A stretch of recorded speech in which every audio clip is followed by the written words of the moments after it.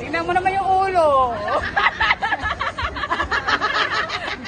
Ops, anong ulo yun na Madam Rosana? Ay, tuwang-tuwa. O kayo, gusto nyo rin bang makatikim ng naglalakihang mga hotdog? Dito lang yan sa Temple Street Night Market. Dito po yan matatagpuan sa Jordan.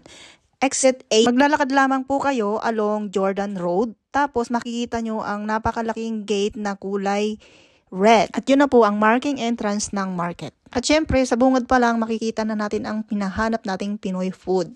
Meron silang balot, $18 ang isa, at meron silang banana Q, kikiam, turon at iba pa. Lahat na siguro ng pagkain gusto nyo yung kainin ay nandito na at affordable pa. Kaya ang tips ko sa inyo, pagka pumunta kayo dito, kailangan may dala kayong pera. Kasi kung wala kayong pera, maglalaway talaga kayo. Kasi nga, yung mga pagkain dito, nakakatakam talaga. Talagang mapapabili ka talaga. Tulad na lang ng balot na gusto kong bilhin pero hindi ko nabili. Hay, kasi kulang sa budget. Pero sa sahod, babalik kami dito. At babalikan ko talaga yung balot na inaasam-asam ko. Takam na takam talaga ako sa balot, lalo na dito sa Talaba na to. Oh. Wah, grabe talagang oyster na to. Nakakatakam. Babalikan ko talaga itong talabang ito. Dalhan ko to ng suka na may mga sibuyas, bawang, paminta. Naiwan ko lang kung di maubos yung paninda mo ate.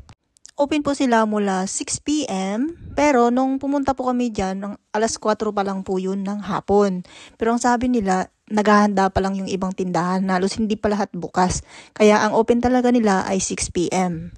Kung ang hanap ko ay balot, abay itong mga kasama ko, jumbo hotdog pala ang nais. Ay siya, sige na, hanggang dito na lang at nag-aagawan na sila sa isang malaking hotdog.